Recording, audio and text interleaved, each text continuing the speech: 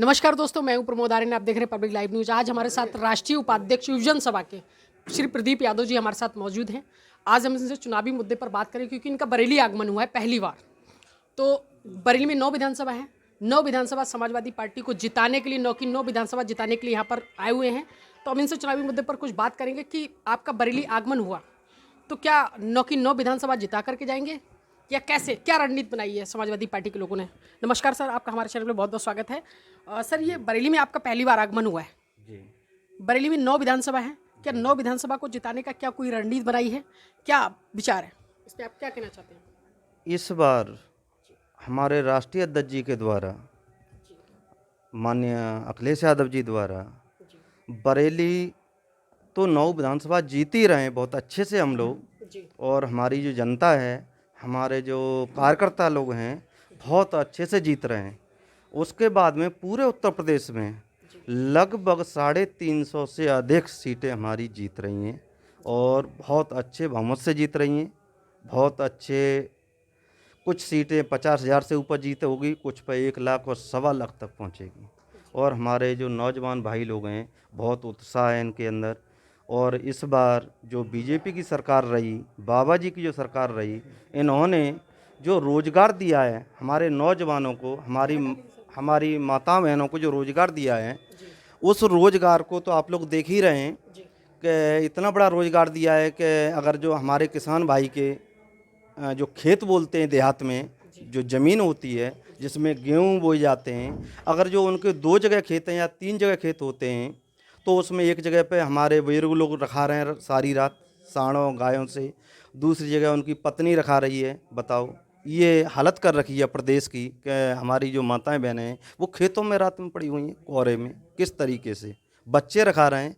ये हमारी बीजेपी सरकार ने ये जो योजना बना के जो रोजगार दिया है, उससे हमारे लोग प्रदेश के कितने खुश हैं। जो आप लोगों को देखने में मिल रहा है आए दिन के हमारे विधायक बीजेपी के जो भी लोग गांव में जा रहे हैं, उनका किस तरीके से सम्मान हो रहा है। आपने अभी एक शब्द का प्रयोग किया है कि गांव में बच्चे, बुजुर्ग, महिलाएं एक एक टाइम खेत को रखा रहे हैं। तो आपको लगता है कि इससे पहले 5 साल पहले खेत को नहीं रखाया जाता था? नहीं, उससे पहले नहीं रखाया जाता उससे था। पहले क्यों नहीं रखाया जाता? कोई उससे क्या पहले कोई विशेष बात हो, बताइए। उससे पहले हमारी जो गऊ के लिए या सांडों के लिए जो बनाए गए थे गौशाला, उनके लिए वो भारतीय जनता पार्टी भी बनी हुई थी। उनमें पूर्ण तरीके से उनकी सुरक्षा का, उनकी दवाई दूरी का, उनके खाने पीने का पूरा इंतजाम था। इस बीजेपी सरकार ने उनका जो चारा पानी था ये सब खा गए, गाँव के लिए कुछ नहीं छोड़ा।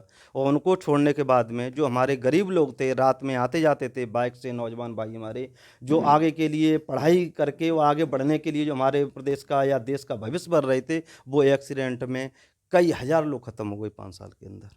बहुत बड़ी दर्द की ये घटनाएं हैं। जिनके पास एक बेटा था, कुछ जगह हम लोग देखते हैं कि एक भी बेचारा नहीं रहा। आज हमारे जो बुजुर्ग लोग हैं वो अपने आंसू पहुंचते हैं, दर्द लगता है सिर्फ इस बीजेपी गवर्नमेंट की वजह से।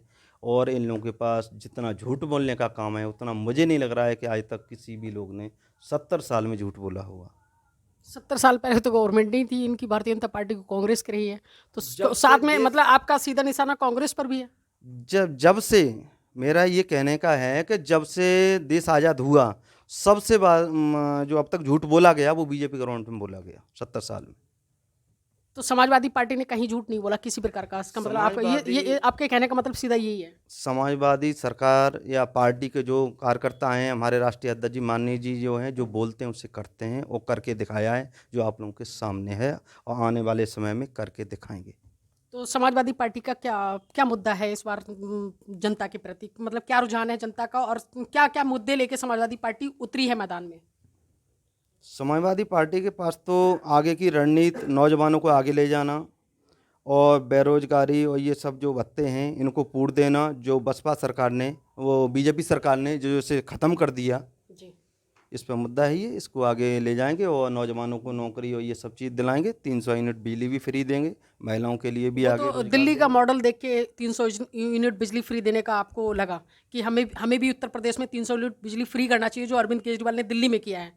तो आपको कहीं ना कहीं लगता है कि आम आदमी पार्टी की नकल करना? नहीं, आम आदमी पार्टी से ऐसा कुछ नहीं है। हमारे राष्ट्रीय अध्यक्ष जी का अलग विचार है, रहा है। एम्बुलेंस उस समय पर 100 नंबर जो चलाई थी, कितनी अच्छा वो तो सुविधा नो दी डाउट, गई थी। एम्बुलेंस, चिकित्सा, ये तो नो डाउट, 100 डायल, ये तो नो डाउट, ये तो अखिलेश गवर्नमेंट ने किया है। लेकिन इसके अलावा क्या, ये 300 यूनिट बिजली तो दिल्ली में थी, उत्तर प्रदेश में कभी नहीं थी। आपके मुख्यमंत्री जी रहे हैं, राष्ट्रीय अध्यक्ष जी, तो उन्होंने तो ऐसा पहले कभी नहीं किया।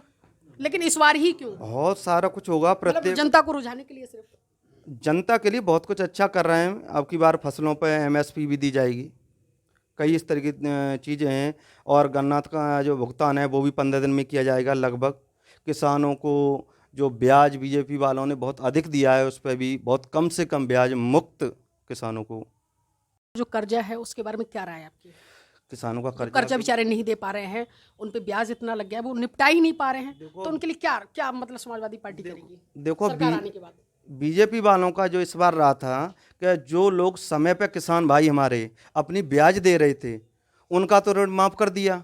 और जो समय पे जो दे रहे थे उनका नहीं माफ़ किया।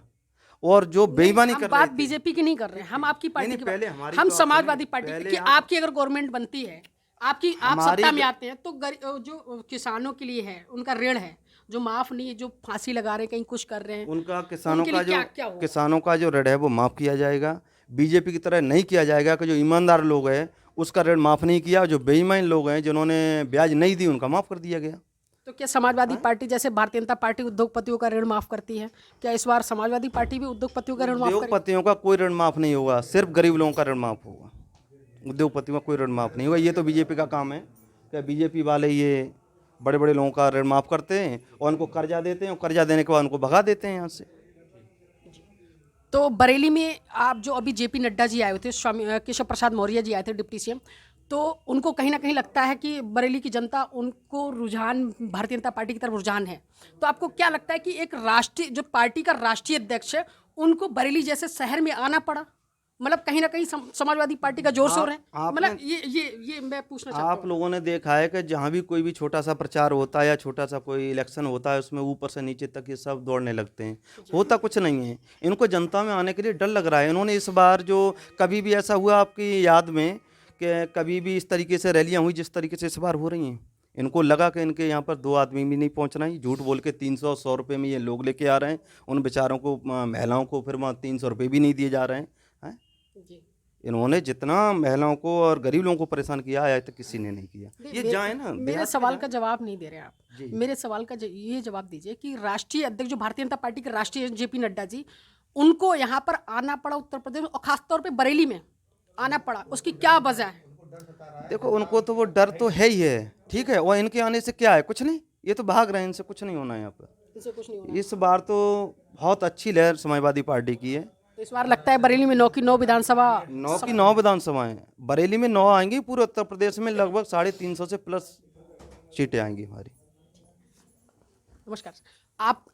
मैं अभी बात कर रहा था प्रदीप यादव जी की, जो कि राष्ट्रीय उपाध्यक्ष समाजवादी पार्टी से। इन्होंने काफ़ी गरीब लोगों के लिए, असहाय बेरोजगार काफ़ी अपनी तरफ से किया, जबकि सरकार में नहीं थे, फिर भी इन्होंने किया कोरोना काल में। जैसे समाजवादी पार्टी के लोगों ने राष्ट्रीय उपाध्यक्ष जी के द्वारा आदेशानुसार, मतलब गरीब जनता तक तन से, मन से, धन से, हर चीज़ से मदद करने की कोशिश की है। आज हमारे साथ मौजूद थे प्रदीप यादव जी। जय हिंद, जय भारत। आप देख रहे Public Live News, Pramod Aryan के साथ।